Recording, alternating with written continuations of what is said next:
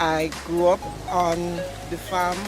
Since I was a little girl, my father used to do farming. So going to school, we had to come to the garden to do farming and stuff. So farming had always been something that I liked doing. I started doing backyard farming in 2012 at my home, and then I registered my business, which is August Model Farm, in 2012. But I didn't start commercial farming until last year, after during the pandemic, when I lost my permanent employment.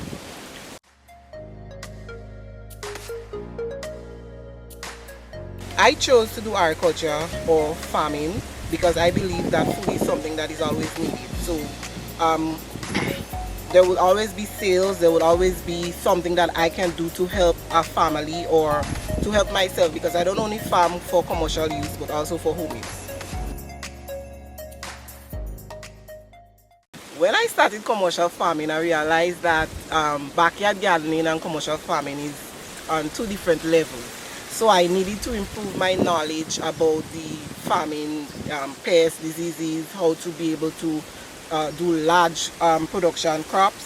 So I registered and engaged myself in a little bit of crop production with specification to crop rotation. So the program itself was one that was very educational. I was able to learn a lot. One of the things that I enjoyed about it was being able to learn different techniques in farming different crops. Although on the farm here we do mostly sweet potatoes and pumpkin, but being able to do other crops was one of the things that I really enjoyed learning about.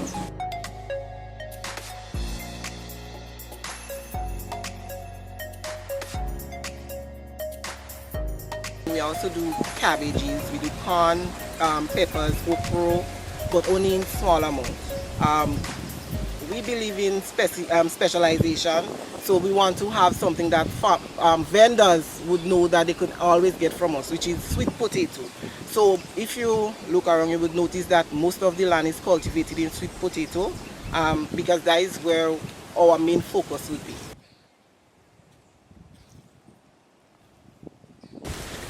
Our farm is mostly flatland, so we do mostly traditional farming types here. We plow, we refine the soil, and then we plant. Well, as you can, we do potatoes, so there is not much farming techniques that we need on the farm per se. Once the soil is refined and we have the potato slips, we just need to implement the farming technique.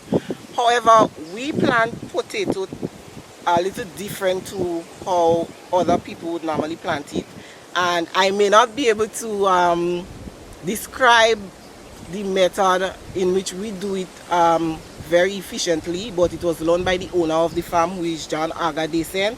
He taught us how to plant the potato.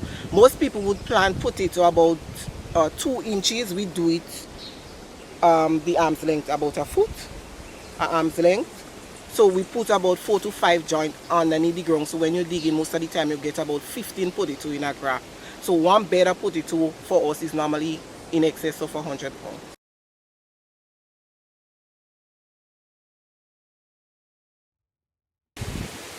One of the biggest challenges I think we face, and it's due to our location, is pretty harassment.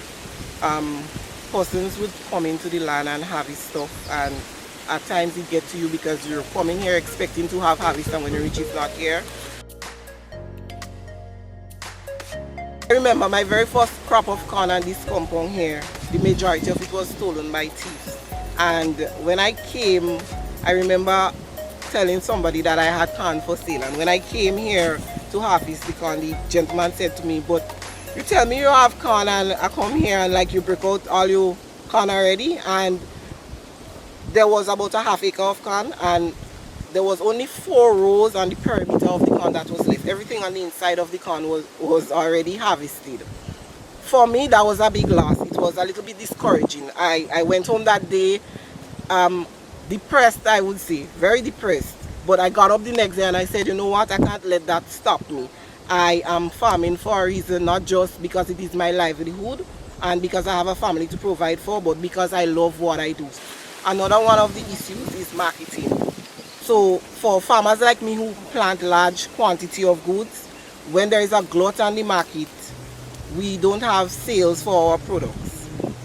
Managing a farm is very difficult because at times, my very first crop of potatoes, I underestimated it because I was told that potatoes normally come in 3 months, not knowing that there was different varieties that can bear within 8 weeks.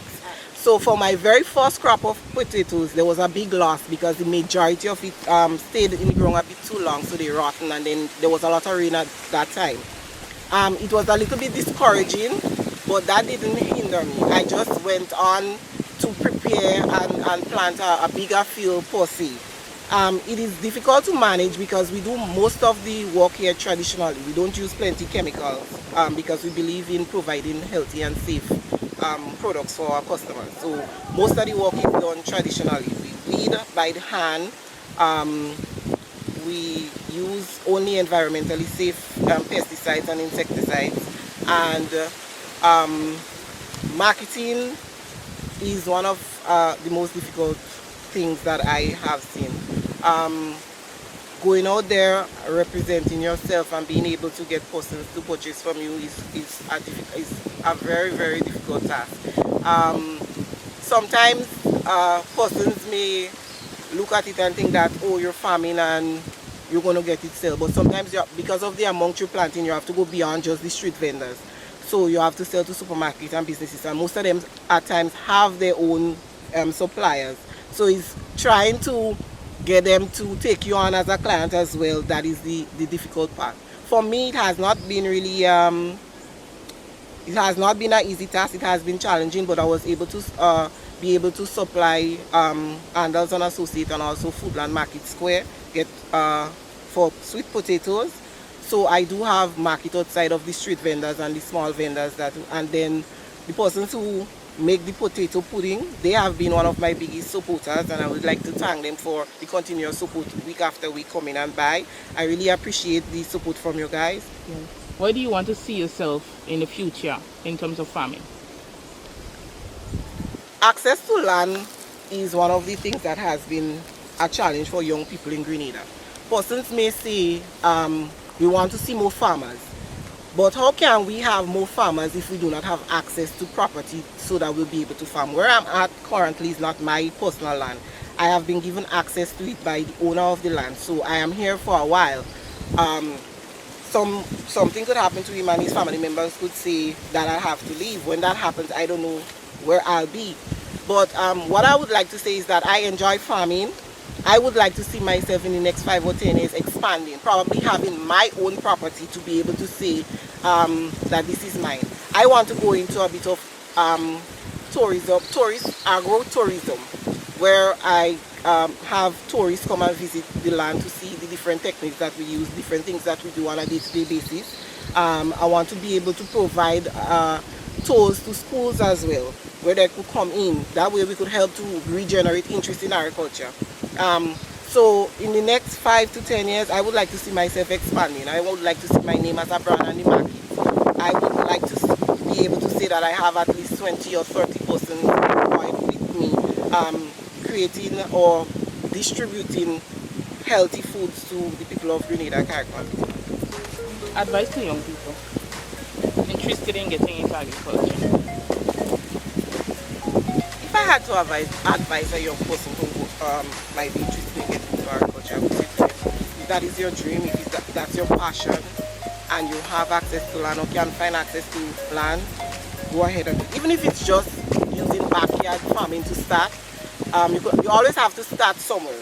So you could get involved in farming in different ways by using different methods, even using tires and bottles to grow small things on the side of your yard. This is how I started. I didn't start in a big area.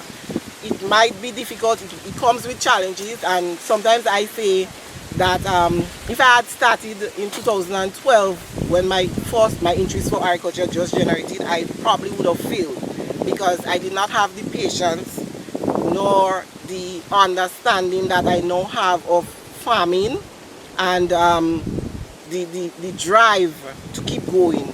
I'm farming for a reason, not just because it is my livelihood and because I have a family to provide for, but because I love what I do. So if you're really and truly love the agriculture and you want to see better things for Grenada, I believe agriculture is the way to go. How can persons get in contact with you if they want to purchase from you?